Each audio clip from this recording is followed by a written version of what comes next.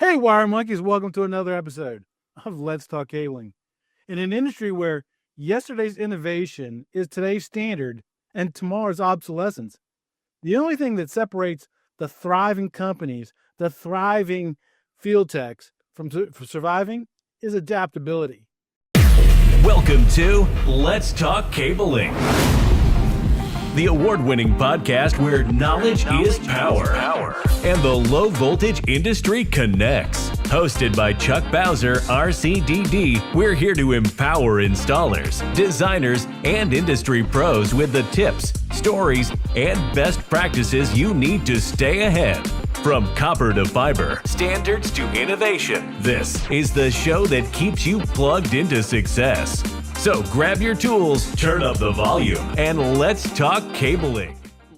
Welcome to the show where we tackle the tough questions submitted by installers, estimators, project managers, customers, even IT personnel. We are connecting at the human level so that we can connect the world. If you're watching this show on YouTube, would you mind hitting the subscribe button and the bell button to be notified when new content is being produced? If you're listening to us on one of the audio podcast platforms, would you mind leaving us a 5-star rating? Those simple little steps helps us take on the algorithm so we can educate, encourage, and enrich the lives of people in the ICT industry. Wednesday night, 6 p.m. Eastern Standard Time. What are you doing?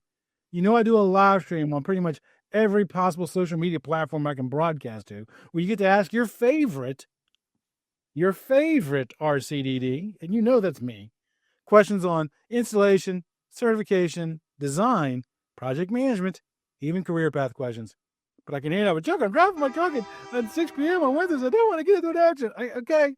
I record them, and you can watch them at your convenience. And finally, while this show is free and will always remain free, if you find value in this content, would you click on that QR code right there? You can buy me a cup of coffee. You can schedule a 15-minute one-on-one call with me after hours, of course. You can even buy Wire Monkey and Let's Talk Cabling t-shirts on Amazon. Just ways to help support the show. So today, we're talking about a word that's more than just a buzzword. It is the lifeline for every successful business in the ICT industry. And what is that word? Adaptability. So to help us unpack this, I'm joined by a company that's not only known for talking the talk, but walking the walk, UCL Swift. I can remember not too long ago when they first came on board and nobody really knew who they were, but now look at them. Now they are known for innovation and fusion splicing, but what drove that bold move? What lessons can you learn with your company or you learn with your career? And most importantly, how can you as a technician or project manager leverage that ability to secure your spot in the future of ICT? So let's dive into this. Welcome back to the show, Mr. Brad. How you doing, my friend? Doing well, Chuck. Good to see you. Thanks for having us on. Yeah, always glad to have you on. You seem to be on a production floor. What are you guys making? Oh, there's behind me out here is the manufacturing facility. My office is in use right now, so I'm sitting outside. The full line and full operation of UCL. Very cool, man. For the people who may not know you or who UCL Swift is, can you give us the 30-second, 50,000-foot view of who you are and who's UCL Swift? Absolutely. Yeah, my name's Brad Everett again. I'm the general manager for UCL. UCL Americas, we're calling it these days, because that now consists of UCL Swift and UCL Connections. Swift side, of course, being those fiber optic splicers, splice-on connectors that have become very popular across the enterprise and broadband spaces. The addition of UCL Connections last fall, which, again, is the primary topic here, the addition of that last fall now breaks us into things like more assemblies and more contract work, and just kind of expands our product portfolio so we can be a little more of a resource to our clientele. Carrollton, Texas. Gotta love that place. I used to live in Plano, not too far from Carrollton. Accurate Connections was in Plano. We relocated them over to a common facility with Swift in Carrollton. It's this past October. Yeah, it sounds like a production floor. It sounds like when I go back to my corporate, the exact same thing. Sounds the same. It sounds the same. That's it. It does. So let me ask you this: what motivated your recent acquisition of Accurate Connections? What truly motivated the acquisition of Accurate Connections and bringing it into UCL was really about us expanding our resource portfolio to be able to serve our customers better. We were very solid in splice on connectivity. We're very solid in splicers. Growing in the cable world, that the addition of Accurate really allowed us to bring those two things together. I mean, the definition of value add is cable assemblies, right? It's cables, connectors, and then when you put that together in the assembly business, that's what Accurate brought. And for us to rebrand that into under UCL Connections, and be able to add that into the product portfolio that's really needed as a top tier company, to be able to expand that product portfolio, and to be able to be supported in more markets is very key for UCL, and that's part of our strategy, and the ability to do more domestic manufacturing. Of course, that was always a goal. Because I talked to a lot of young technicians, project managers, people who are just starting out, their own business and stuff, and I understand this because I'm always doing this with my career, with my podcast. I'm always looking for ways to expand and diversify. A lot of people think it's just, you just do it and, willy-nilly, you're done. What challenges or opportunities in the ICT industry pushed UCL Swift to expand and to diversify its offerings? So bottom line is the customers really drove us to the decisions that we needed to make. And as we've seen over the years, and Chuck, I know you have too, is customers aren't just looking for suppliers. They're not just looking for catalogs and part numbers and that kind of thing. Customers are looking for partners, somebody to help them to solve their own issues in their own day-to-day operations. And that's what the acquisition really did for us. Being able to bring in UCL Connections into the portfolio just gave us a little more in the repertoire, if you would, to be able to help with that, to be, again, more of a partner. Right. It's about listening to the customer needs. And sometimes the customer doesn't know what they need. So sometimes you got to be able to be a fortune teller and read between the lines, right? So you're solving it together, right? Exactly. Because I tell to people all the time, it's a relationship between you and the customer. And the minute one of you doesn't treat it like a relationship, a mutually beneficial relationship, why are you still engaged in having business with that particular company? It's just, you can fire customers. Actually, a lot of younger people don't know that when they're just starting off their companies, they're so hungry to get work coming in the door. I'm like, and they talk about this one particular customer and how it's, how they're really treating them bad. I'm like, fire them. But fire them. And it's okay to fire a customer. I mean, obviously you want to try to do everything you can to save it first, but if the customer just doesn't want to, it doesn't want to. And that kind of, I guess it ties in with adaptability, right?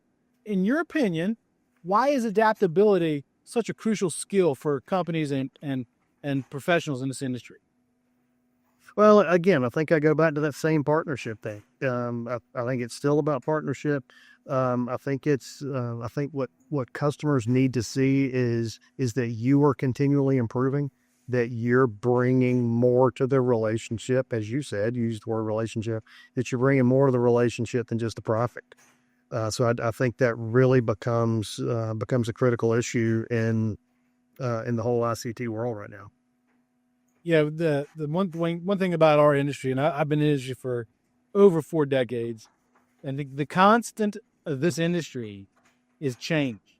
You can look at our acronyms and just see that, how our acronyms have changed. Names for things have changed. Technologies have changed. I mean, I remember when I first got in this industry, we were just pulling POTS cabling. It wasn't even category-rated cable. And now, it just, the rapid technological advancement and the shifts from the clients really impact our industries, right? You've got patch panels to label and a deadline creeping up. With Fox in a Box and Labicus Innovator, you can print labels for up to 40 1U patch panels in just 30 seconds, giving you back your most valuable resource, time. And it doesn't stop there. This system prints over 100 variations of labels, from cable wraps to fiber flag labels and plenum-tested tie-ons. One software, one printer, one ribbon. It integrates with Fluke Linkware Live and AEM testers, turning test data into print-ready labels fast. Trusted by installers worldwide since 1979 and rated 4.8 on Trustpilot. Silver Fox Labeling. It's about time. Visit silverfoxlabeling.com or call 1-833-848-8484. So how do you think the rapid technology advancements and shifts in clients' demands impact the industry? So the first thing, Chuck, I think it makes us leaner. I think it definitely makes us leaner. We also have to have more manufacturing and customization capabilities. Long-term lead times with long and complex logistics are very difficult. So I think that the ability to adapt, not just to market stuff, but even on, based on orders and that kind of stuff. So to have that adaptability and to be nimble. I like the word nimble when talking about manufacturing, and that's what domestic manufacturing gets for you, is that ability to be nimble where you don't have a long logistics pipeline, or the transportation of your product doesn't become a hindrance to you. So I think those things are definitely key.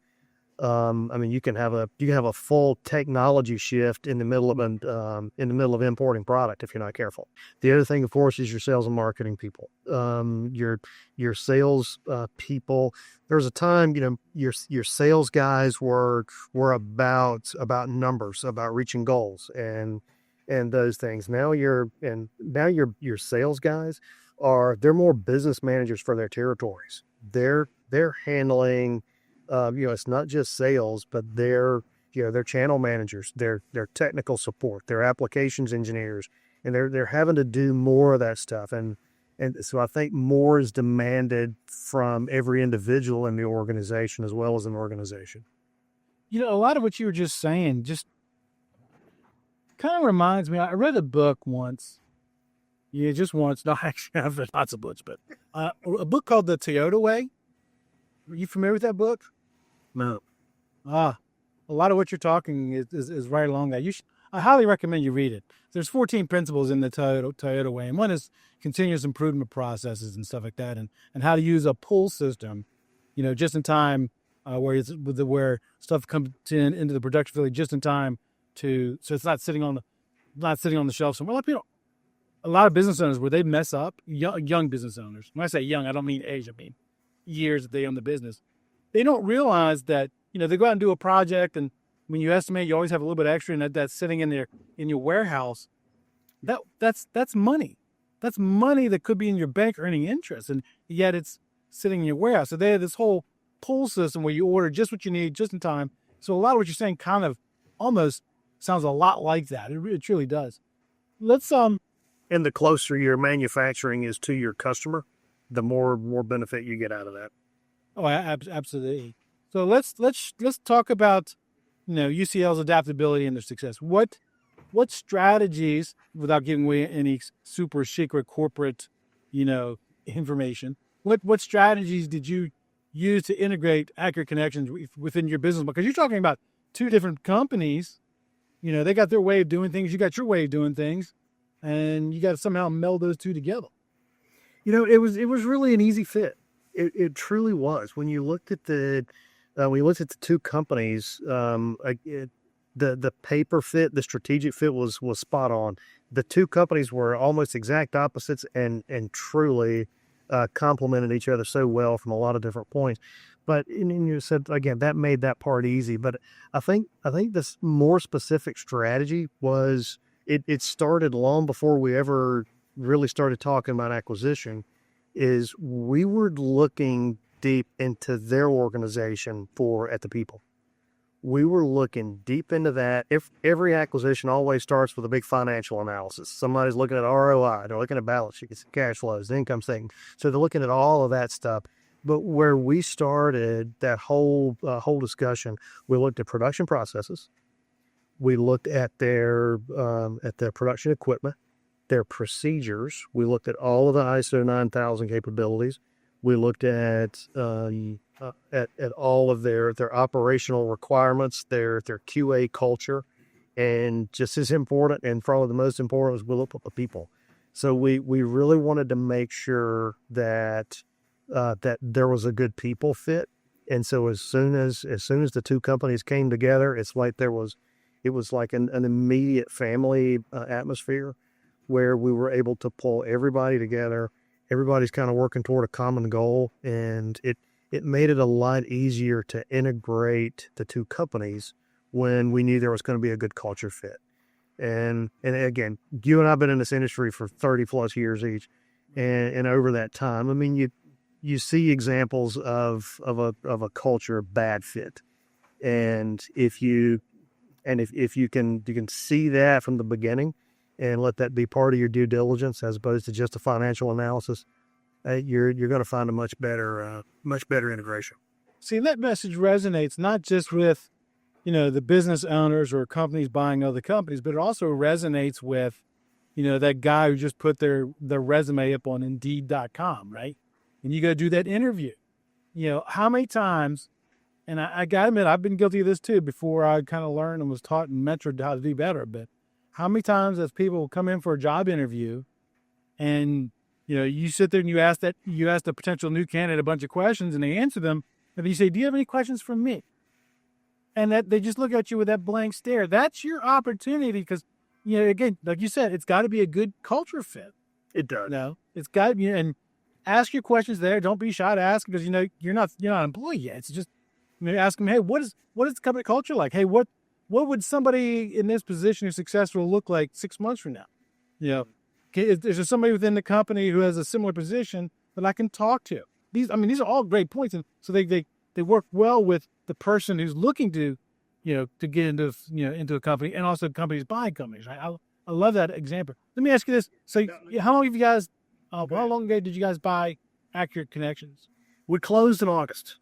We closed in August. That was about a 4-year. Sorry, got some pneumatics going on there. Yep. We closed on things in August, but the actual project started about 4 years ago.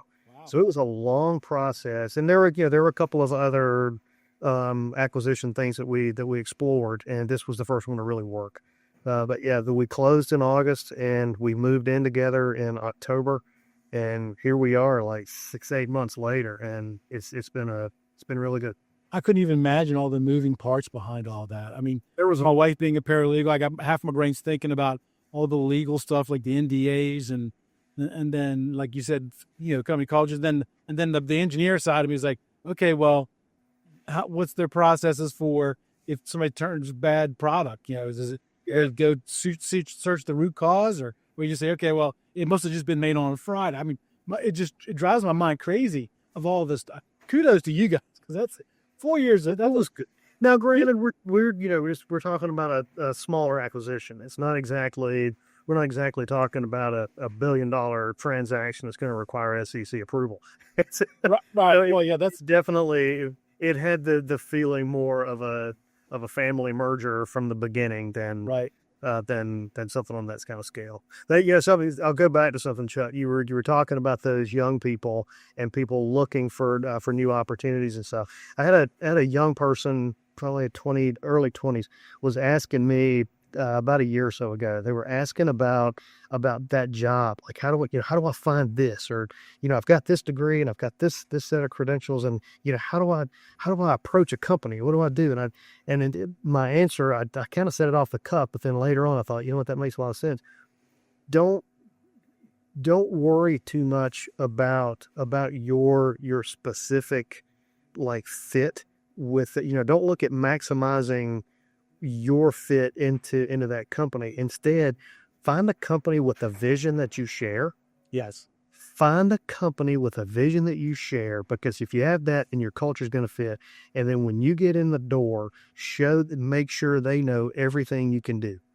Make sure they know every capability. You might have been a math major, but you might find yourself as the best customer service guy in the industry. And weaknesses. Don't hide your weaknesses either. That's it, man. Because when I first came on board with my day job 14 years ago, 12 years ago, I don't know, it's a long time ago now. I told my boss right out of the gate when he hired me, I said, look, hey, I've done project management, I've done installation, I've done copper certification, I've done some fiber. I said, but I am not a fiber guru. He says, we can train you that. I'm not worried about that. So yeah, be honest, be straightforward, because that way they can create a development plan to get you where they want you to be. That's it. I always ask that question as part of an interview. What is it that you do worst? And people, it always shocks people. They're like, that's a great question. Well, they're shocked from it. And then, of course, the assumption is, okay, I'm asking them to badmouth themselves. They're thinking, oh my goodness, this person's looking for a way to not hire me. But then afterwards, I explained to them, I said, look, this is a partnership, right? This is, I'm not asking, the reason I'm asking that question is there's something the company is going to have to provide to you. Right. And what is that? So, where is it that you need help? And how are we going to help you grow? And the only way to do that is to bring that stuff out. It goes back to that word relationship, right? I mean, when you ever get into a relationship with a person, a customer, or a company, you want to know the weaknesses so you know how to address them. That plain and simple. Yep. And you may ask what are the resources they're going to need? Because like in your example, I mean, if you came into a position and you knew you didn't know fiber, well, if they didn't have that ability to fill that hole for you, then then that's going to be a weakness for both of you. I got asked just the other day. I was talking to Patrick McLaughlin from Cable Installation and Maintenance Magazine. We were talking about potential show topics and stuff like that, and he says to me, he goes, I'm ashamed to admit this, but what's your expertise? And I just kind of laughed at him. I said, I'm the general practitioner. You come, like when you go to your doctor, because like I told you, I broke my finger on my vacation. Well, I'm going to have to go get it looked at by an orthopedics, right? Well, I don't go straight to, I got to go to the GP first, the general practitioner. And then they're going to say, okay, well, you need to go talk to this guy. I'm that guy. I'm the guy who says, I know I've done a lot of installation, I've done project management, estimation, but I know my weaknesses, but I know a lot of people in the industry. So I can go to the right person to get the information I need. So I'm a good general practitioner, right? And I don't even know where I was even going with that. There's my ADHD for you. Squirrel. Squirrel. What's the score now? 2-3? Something like that. Maybe 3. I think it's 3 and 2. So I'm up on there you go. There you go. I'm probably not even going to edit this one out either. But because you know what people need to know? Even Chuck makes mistakes. Absolutely. All the time. A quick word from the folks who help make this show possible. Are you ready to boost your fiber game? Then check out Go Far Fiber Training School, where you'll learn from the best. Lee Renfro, RCDD, Bixie Tech, and 3-time winner of the Bixie Cable Skills Challenge himself. Whether you're pulling your first strand or prepping for certification, Go Far delivers hands-on, real-world training that gets you job site ready. Don't just go far. Lee will take you all the way. Sign up today and start leveling up your career. Visit GoFar on LinkedIn or click on the link in the description below. So can you share a real-world example of how your partnership with Aggregate Connections has opened up some revenue streams for you, or maybe even solved a pain point for a customer? It's definitely helped us in the product portfolio to be able to bring those the value add, the assembly piece back to some of the Swift customers, as well as introduce some of the accurate customers to splicing technology. Sometimes instead of another assembly, you just need to splice a connector on the field, or you can splice that assembly back and be up and going. So there's been a lot of places where the Swift and Connections technologies have kind of helped each other, but it's also helped us in being able to reach some new markets. Because we're finding now as Swift, we're finding opportunities in wind energy, where that was a connections thing. And so now we're finding opportunities for that on this side of, on the Swift side of the business. Same thing within the Swift customer base, like in data centers. Well, having LC connectors and splicers, that's great. And we've done very well on the data center side of that, but being able to provide those trunk assemblies for that customer base, that's a huge benefit. So it definitely is one of those opportunities where 2 + 2 was equal to a little more than 4. And it's definitely been just the consolidation of the two together has created a lot of opportunities. Revenue streams, yes, but again, to be able to bring more solutions to each other's customers, it's been good. And that's, yeah, it's, when I used to work for Hinkles McCoy many years ago for the network solutions division, and H&M was really known for the outside plant division. And there was a lot of times where just because like a wind energy farm, because they used to do wind energy too. Those customers didn't realize that we also did, network cabling for their office and stuff, right? And just only because we would have those conversations with them and talk to them, say, look, we're more than just, the linemen. You're out there pulling stuff. We can also come in there and do the fiber optic cabling and the Cat 5e, Cat 6 inside of your building, right? So again, don't be afraid to communicate. Exactly. Well, and again, and that's part of that partnership and that relationship with the customer. Right. And most of the time, your customer will tell you what to do. Yeah. They'll tell you what to do just in their own actions. Just got to learn to listen. Not hear, listen. Exactly. You got to hear. So how do you balance the risk and rewards of diversification? And then let's follow that up with, what would you say to a company or to an ICT professional who are hesitant to adapt or evolve? Risk and reward. What we did really wasn't a huge risk. It was a very much a progression of our company. What we did was really bring in a value add and do something that was kind of already qualified between the two companies. It's not like we added a new product line or added a new market where there was going to be a lot of strategic change. What we did was very consistent with our existing go-to-market strategy, as opposed to something that was more risky. But my message to any company who's considering any level of that is just don't underinvest. Don't underinvest in it. Don't cut those corners. If you're going to go into something like this, like we did, be prepared for the long haul. Get into it. Allocate resources as they're needed, and just go into it with the image in your own mind of what your customer needs from you. Gotcha. That's great. That's great advice there. Let's take a short break. Are you trying to reach the technicians, project managers, and decision makers of the ICT industry? Then why aren't you advertising on Let's Talk Cabling? With over 150,000 impressions a month across podcasts, YouTube, and social media, this isn't just a show, it's the go-to resource for the low-voltage industry. We spotlight the tools, training, and technology shaping the future of structured cabling, and your brand could be front and center. Don't just get noticed, get trusted. Email Chuck at advertising@letstalkcabling.com and let's connect your brand to the right audience today. Let's shift the conversation and talk about some advice to ICT professionals. And, again, because a large part of my audience are people who just came out of the field to start their own business, right? So let's talk about, some advice for diversifying and thriving. For the technicians or the field professionals, what skills or certifications do you recommend they focus on to remain valuable in the ICT industry?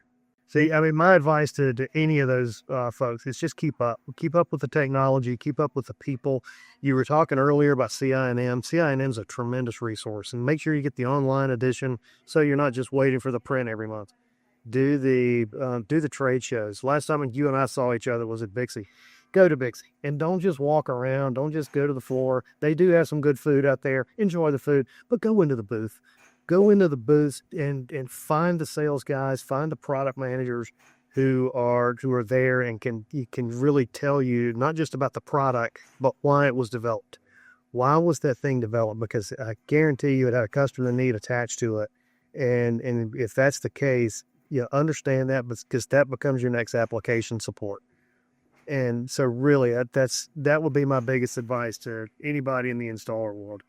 Well, you say like it's easy, keep up.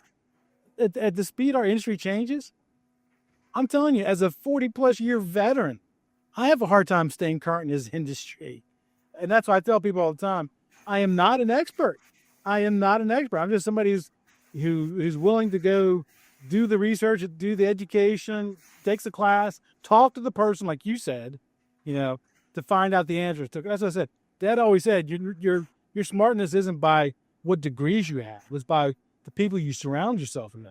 That's it. And I always refer to the industry in this, like educating yourself. I always refer to it like a train, right?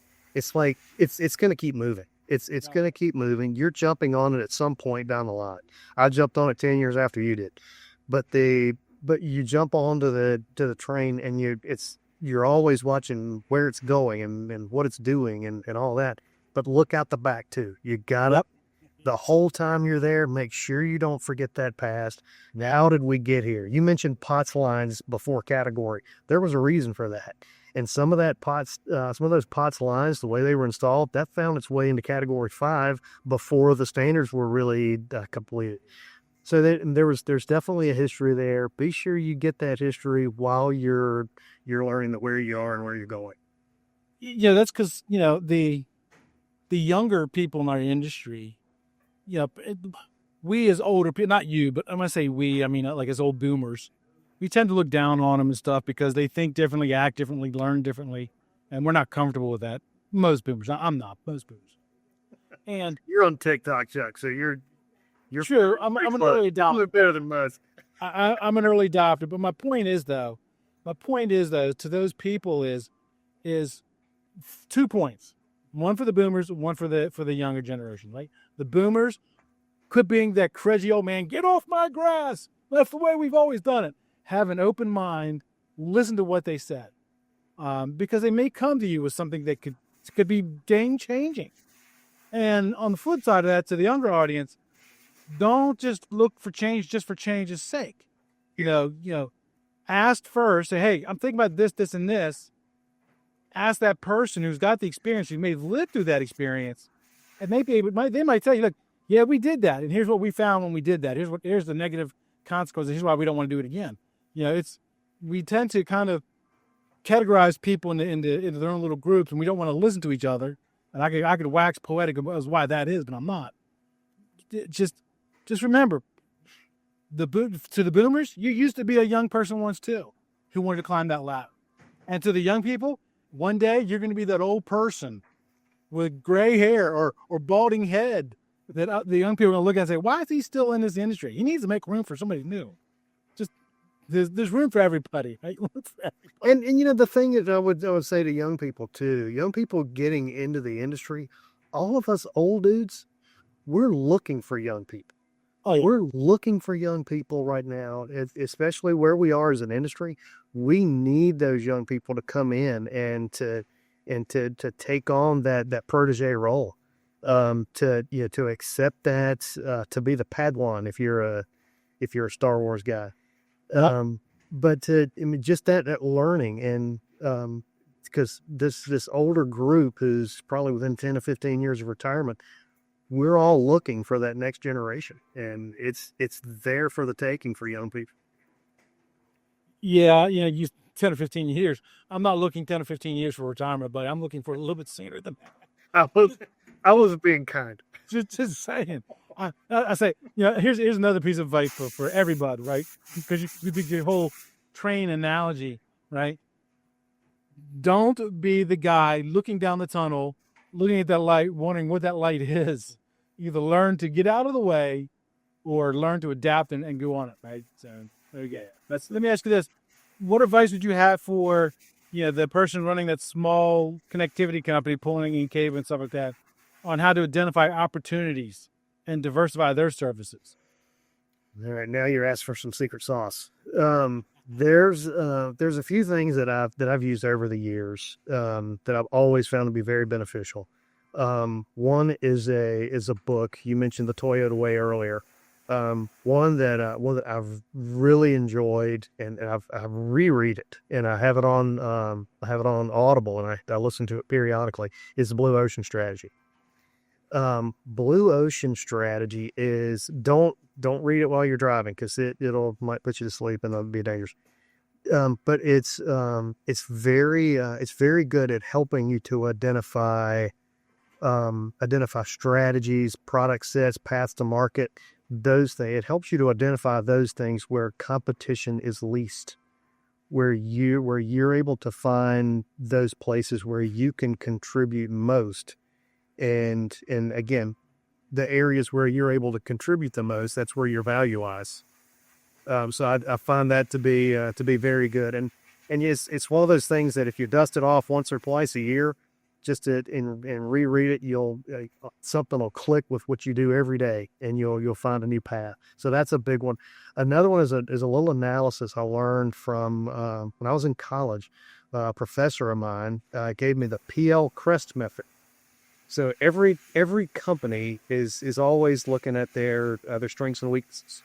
Everybody's looking at their strengths and weaknesses, and then as they start thinking about opportunities and threats and what goes on in the world, sometimes it's hard to look outside of your own company in an organized way. Well, that PL CREST, it stands for political, legal, competitive, regulatory, economic, social, and technological.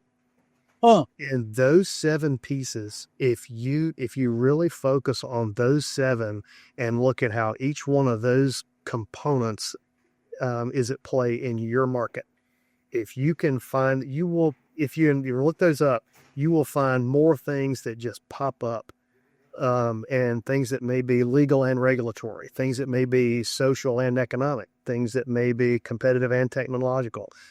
So there's so many of those things that I find helpful in just navigating. And in there, you're going to find more and more of those opportunities. You can also find the things that are about to bite you. But definitely the opportunities that you find through that kind of analysis, I find them to be very valuable. There's so much resources out there that a lot of people just don't know about or just don't take advantage of it. Because, we've already mentioned several of them, Toyota Way and Blue Oceans. Oh, and also the PL CREST Way. I'm going to look. I should start doing one show a month. I have Googled that before and never found it. There was this one professor I had who instilled that in me, and here I am 35 years later still using it. I'm going to find it. That's my challenge. And then you got me thinking, maybe I need to do one show a month on a business book and breaking it down to its core concepts. Because there's another book too, and I've mentioned it in past podcasts, Good to Great. And Good to Great, one of the main concepts, they got several, the flywheel effect and stuff like that. But the one I really liked is, it's not about just, you're talking about hiring people for your company. It's not about just putting people on the bus. It's putting people on the right seat on the bus. Yeah. Just true.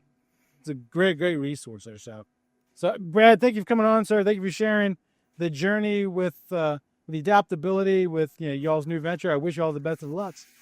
Good. Hope it helped, and thanks for having us on, Chuck. Appreciate it. Thanks for listening to Let's Talk Cabling, the award-winning podcast where knowledge is power and the low-voltage industry connects. If you enjoyed today's episode, don't forget to subscribe, leave a review, and share it with your crew. Got questions or ideas for the show? Chuck wants to hear from you. Stay connected, stay informed, and always aim for excellence. Until next time, keep those cables clean, your standards high, and your future bright. Let's talk cabling, empowering the industry one connection at a time.